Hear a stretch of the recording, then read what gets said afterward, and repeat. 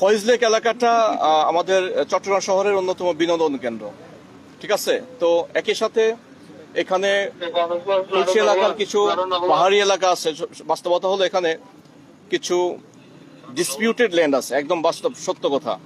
এই ডিসপিউটেড ল্যান্ডকে কেন্দ্র করে বিভিন্ন সময় বিভিন্ন গ্রুপ পেশি শক্তি অতীতেও এখানে জটলা পাকানোর চেষ্টা করেছে, এখনো করতেছে।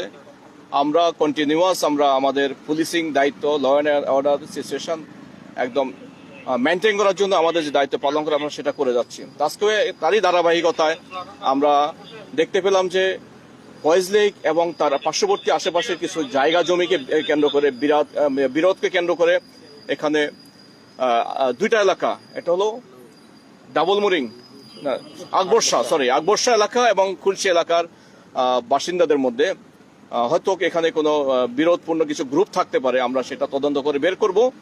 তো এদের মধ্যে আধিপত্য বিস্তারকে কেন্দ্র করে এখানে বিরোধ চলমান ছিল ফর লাস্ট 1 আওয়ারের মতো।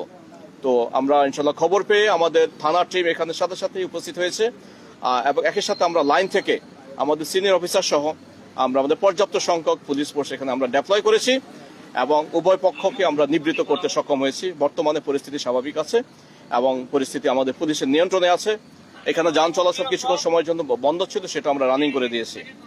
আর দুই পক্ষ বিরোধপূর্ণ, দুইটা থানার পরে বিরোধপূর্ণ যারা ব্যক্তিবর্গ ছিলেন তারা তাদের নিজ নিজ বাসা বাড়িতে চলে গিয়েছেন।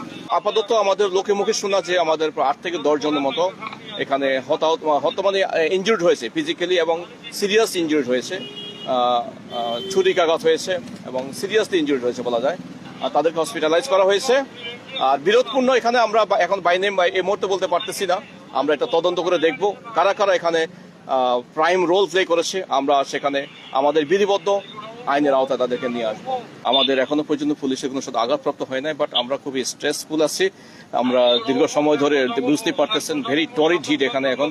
আপনারা সবাই এই অবস্থায় আমরা আমাদের রিজার্ভ ফোর্স নিয়ে আমরা এখানে চলে আসছি।